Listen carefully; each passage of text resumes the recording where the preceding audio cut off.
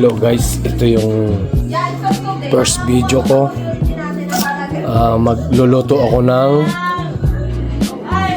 pork chop. May masyadong late na.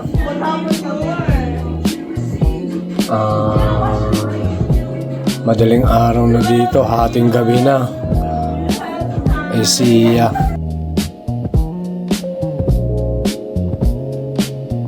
Natin ang toyo baga.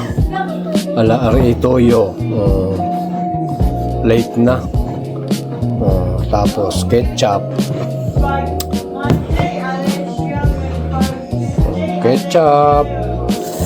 Ano to? 5 piraso. Kaso hinati ko sa 2 kasi ulam ng mga anakis ko. Lalagyan natin siya ng ketchup, guys.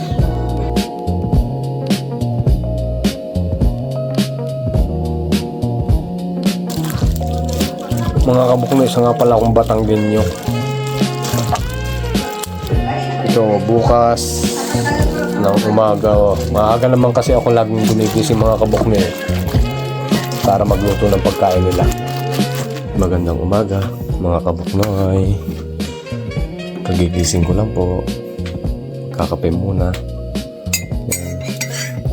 Magluluto po tayo ng ulam para sa mga kido-kido. Yan po aking lulutuin. Fried pork chop. Hindi ko po alam kung anong lugar kung anong klaseng timpla. Basta po, tinimplahan ko kagabi yan. So ngayon, ipipride ko lang po. Tapos yung pong 2 piraso ay aking buknoy. Para po kay buknoy. Ito po yung ulam ng buknoy. Separate po. Pang pork stick. Pork chop baga. Kagigising ko lang po. Guys. Tinanghali na po ng gising. Nakaready na po yung aking kawali. Pangmalakasang kawali. Diba? Ano po? Magsasain po tayo para sa kanila. Kasi po yung kanin ay kakaunti baga baka magalit. Siyempre, masarap yung ulam nila. Bubuhayin natin yung exhaust para hindi mangamoy. Tsaka on lights, camera action. Papainitin po natin yung ating kawaling pangmalakasan. Nandiyan natin po ipapride para kasi medyo may pa po yan hindi po kumakapit yung hindi po magtutong. Ngayon po, ito po yung aking routine araw-araw. Magluluto ng ulam, maglilinis ng bahay. Ito yung buhay ko dito. Bata naman po pag nagigising na po naglilinis naman po ng bahay. Masisipag po yan. Buhay, bahay-bahay. So, yun mga kabuknoy. I-ready ko lang po yung aking mga lulutuin. At abangan po ninyo ang susunod na kabanata dito sa Buknoy TV Official. Hello mga kabuknoy, yan po, isinalang ko na po yung aking pork stick. Yan po.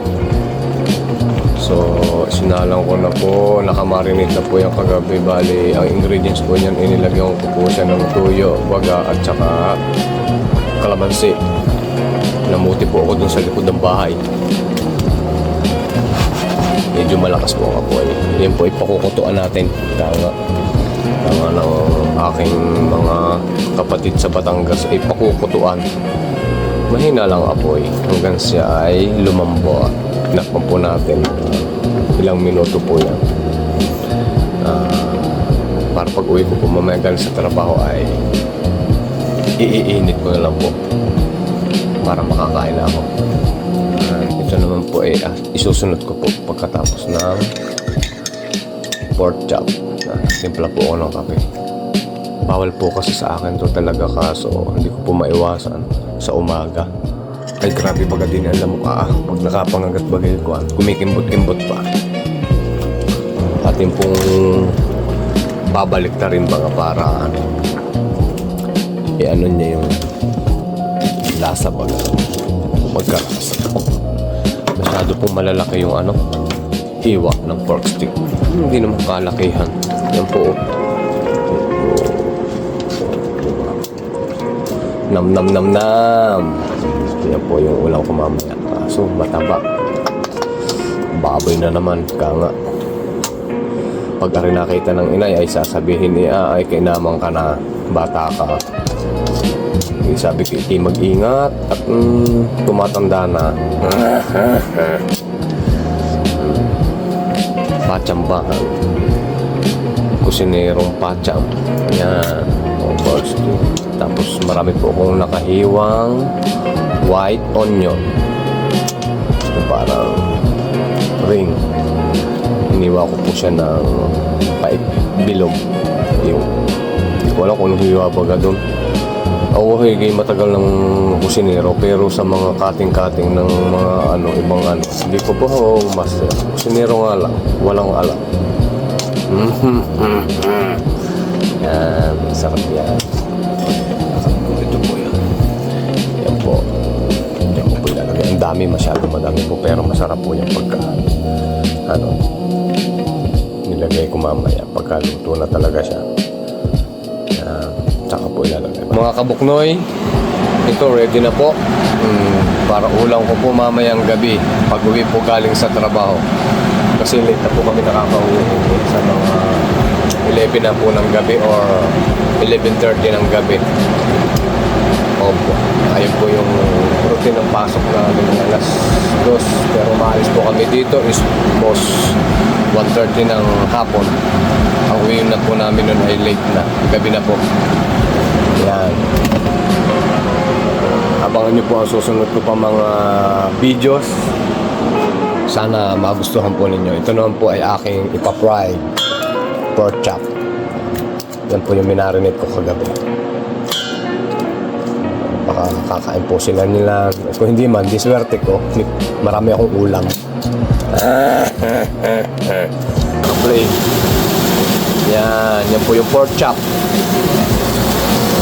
Yung pork chop po na minarinate ko na kagabi, sinalang ko na po. Pero hindi ko na po siya nilagyan ng mantika para hindi po siya yan na po yan. Bali babalik na rin natin. Parang lang yan. Ito magiging sistema niya, parang barbecue magiging sistema niya. Para hindi po siya maglasang sunog. Bali, minarinate ko po yung kagabi, tapos niluto. Balik na rin natin para hindi siya masunog. Yan, lumabas na po yung sauce. Nag-sauce na mga kabuknoy. Diba? Dito ko po siya niluto sa may tiplon para hindi kumapit, hindi masunog, hindi pumait lasa. Semi pork chop barbecue. Diba? Mga kabuknoy, ready na. Tapos na. Pinasok ko lang siya dito sa air fryer para hindi siya lumamig. Kasi lalamig siya eh. Pag lumamig yan, titigas yan. Kailangan natin parang lang, hindi half cook lang. Tapos ready na po ang pagkain nila. Tapos ito yung pork stick. Diba? So magsasaing naman ako.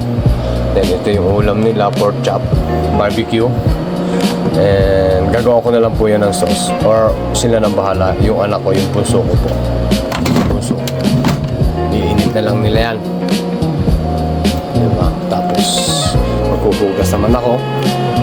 maglilinis, mga pinagkalatan, mga kabuknoy. Yan lang po ang magiging update ko ngayong araw na to. Dahil tapos na yung aking misyon sa kusina ni Kabuknoy TV channel vlog. Kape ulit po, pangalawa, para matibay mamaya. Kasi ngayon po araw na Sabado, siguradong busy na naman po kami. Kaya abangan po niyo yung sunod kong video. Please follow and subscribe and share my video. Thank you.